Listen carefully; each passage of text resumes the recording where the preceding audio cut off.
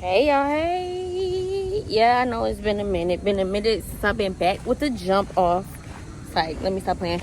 Um, yeah, I know it's been about 7 months.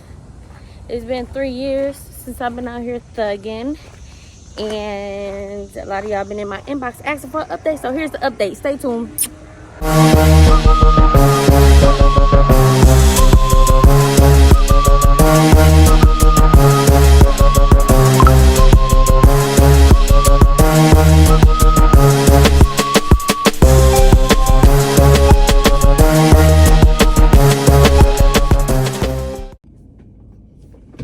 Welcome back to my channel, Beauty Pushing a Beast. I know it's been about 7 months since I uploaded, and I just want to say that I do have videos like that I've edited and everything that I don't know, I just did not upload them. I did try to upload a vlog, and for some reason I tried to upload that vlog 2 times and I could not get it up, so I just gave up on it. However, I am here because of y'all. You know, them DMs be going crazy. I feel like when I don't post, people just assume that I'm no longer at Heniff or that I'm no longer driving. But I am here to say that this is my 3-year anniversary video. Y'all, we made it.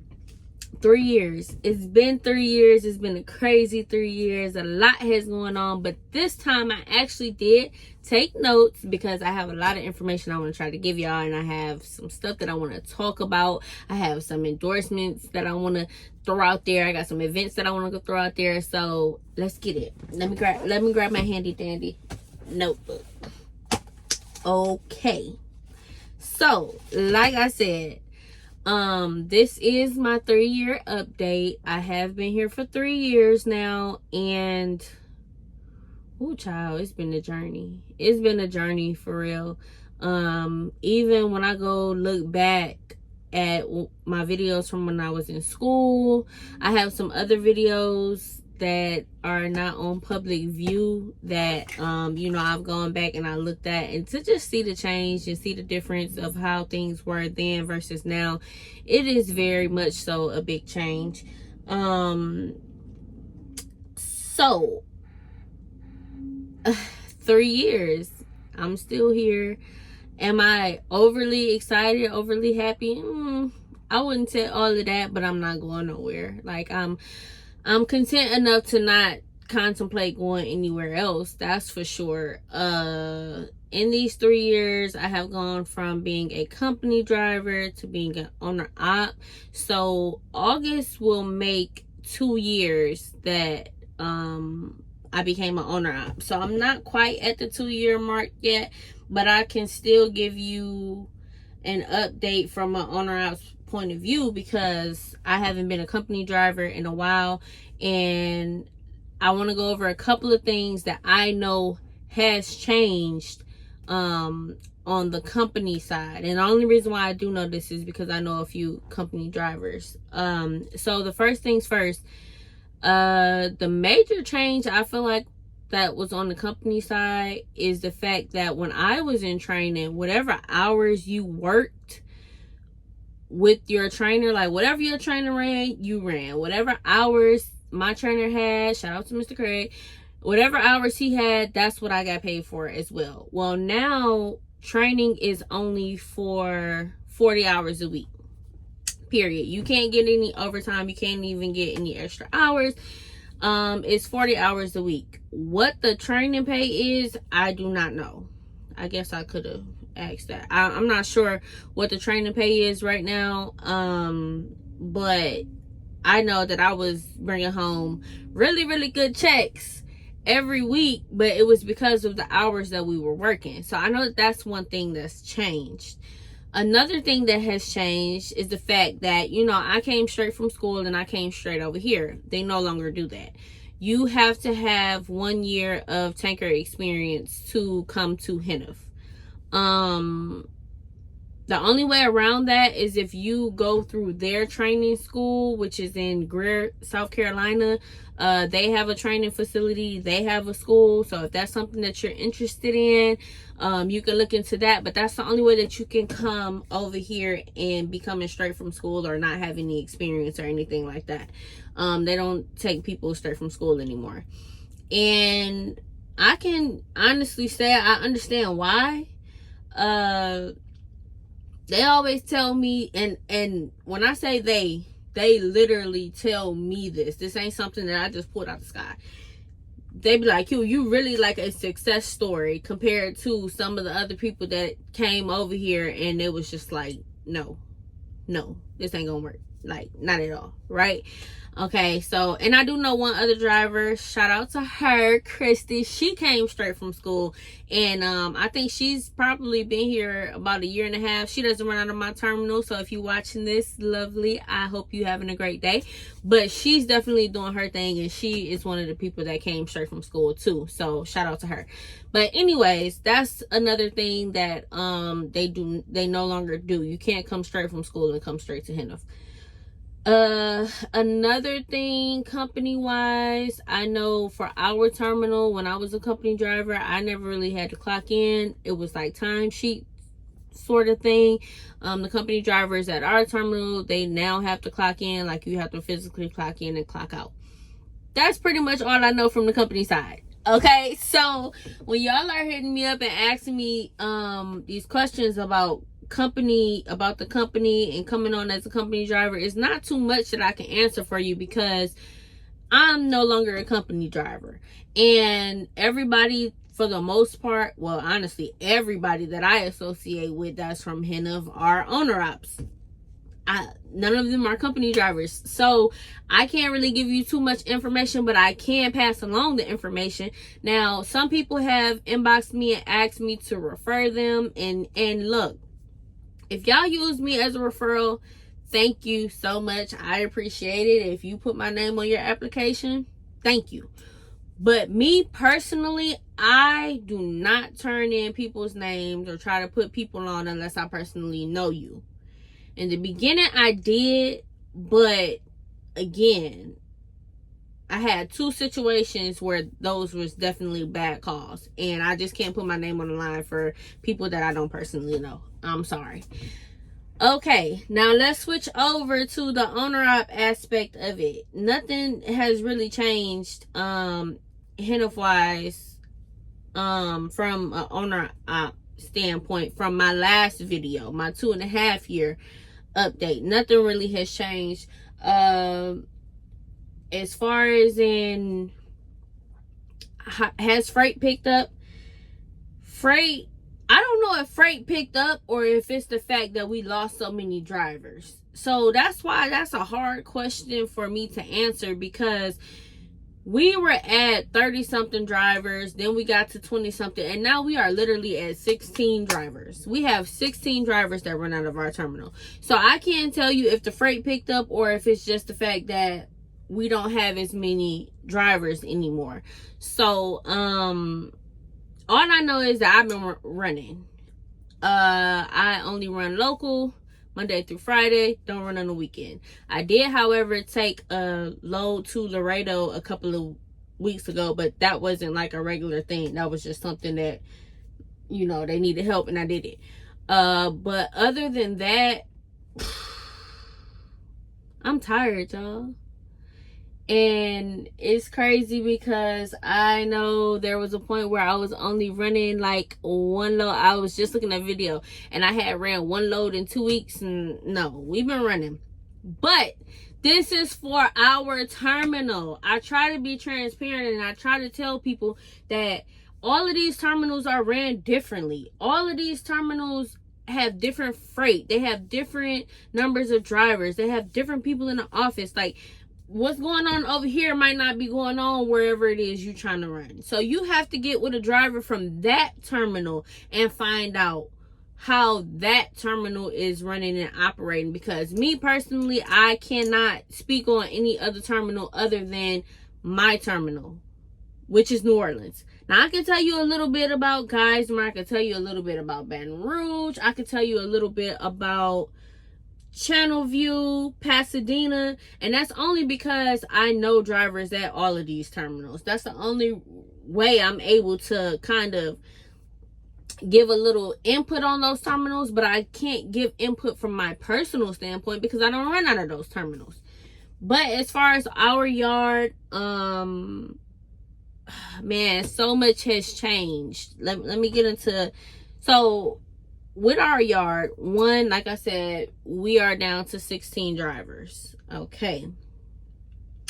This is where the bad breakup comes. This is where the bad breakup comes. Because in the last video, I was telling y'all about how I love our office staff. My terminal manager is so dope. Well, that man broke up with us. He shot us the deuce.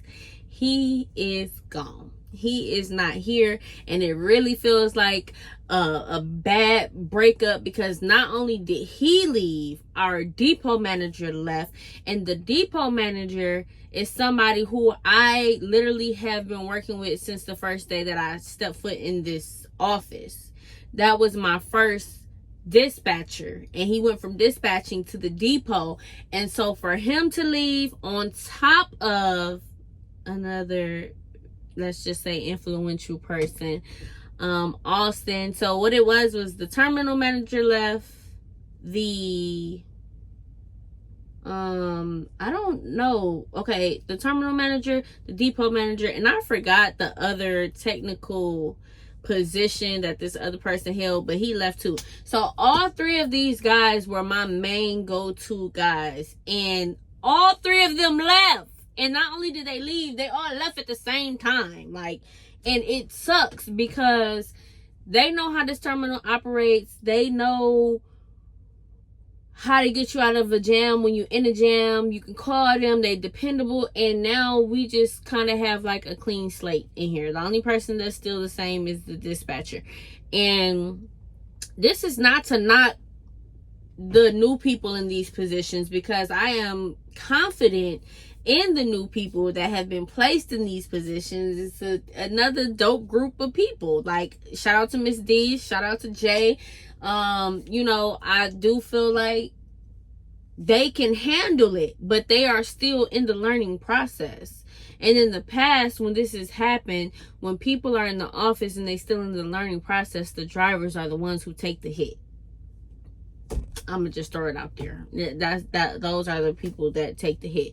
So another update is, I was talking about maintenance. We have a pretty solid maintenance crew that you can go to them. I actually was just outside talking to them when I was recording the intro. I was out there talking to them. We do have a maintenance crew. They've been sitting on top of everything. You can hit them up. You can go up to them and ask them to fix anything, change anything, and they got you. That's that. Maintenance has kind of resolved itself. I think they are in the process of building the guys a shop. But yeah, so we do have a maintenance crew at this point right now. Another thing that is going on is we have a transload site. That's primarily what I run. I run transload. And I know that y'all know I do not too much care for domestics. I always said I prefer an ISO over a domestic. Well, sis been running domestics. Sis been running the transload. Sis been pushing that because that's what's been keeping me moving, is the transload stuff. So, all in all, a lot has gone on this yard. A lot has taken place, but I'm still here. I don't have no plans on leaving. I do have one issue at hand, and we're gonna talk about this issue right now. I got scammed, and I feel like nobody is really understanding that this situation, which was not in my control, is affecting me. Okay, so let's get into it. my fuel card. Y'all know I hate how Heniff handles fuel card situations, and I still hate how Heniff handles fuel card situations, because we still have nowhere locally where we can fuel and use that fuel card. Well, let's take it back to when I said I went to Laredo. I used my fuel card, and most of the time when I'm on the road, I only use Love's. However, I use the Love's app to pay at the pump. So somehow, some way, somebody hacked my Love's account, right? A whole week later, there's charges on my settlement for fuel purchases all the way in Florida. Baby, Big Mama ain't even went to Florida. Big Mama ain't been on that end. We ain't even went that direction. But somehow, somewhere, I got $1,200 worth of fuel charges in Florida. Boom. They peeped it. They quote unquote turned the card off. Gave me a new card. We disputed it. Put in the fraud situation. And I even went the extra mile to call the Love's itself and request the video and do all of that. I did that myself because I know for a fact that I did not use this card, right? Okay, so they said they handling it. Meanwhile, because that happened, it's like carrying over every week as a negative balance. Okay. So boom. I checked. This happened like a month ago. I checked my fuel statements and my settlements on Friday, and I have another fuel charge. 2 of them. One for $300, one for $800. Way somewhere that I ain't even been. And so I contact them. I'm like, yo, did my new card get hacked? And there's no way that my new card could have got hacked, because I'm done with the Love's app. I'm never using the Love's app. Not putting my information on there. They're like, no. The charges are on the old card. What? I thought y'all turned that card off. Oh, we still got it open because it was fraud alert and the people were still able to use it. Well, why are y'all charging me for something that y'all allowed to happen? Why didn't y'all turn the card off? So at this point, I'm looking at about $2,400 worth of fuel charges that I did not inquire, and it's like they just dragging ass on rectifying the situation when they know that it wasn't me. Like, y'all know it wasn't me. I get fuel at the same spot, Geismar Terminal. Where else am I getting fuel at? Y'all know that it wasn't me. So yeah, I got scammed, and I'm still waiting on that situation to be rectified, because like I said, it's carrying over a negative balance, and it's pretty aggravating, to say the least. But anyways, off that, let's give a Big Mama update. Me and Big Mama been scrolling. We've been out here. I do have some things that I need to do to Big Mama. It's not nothing major.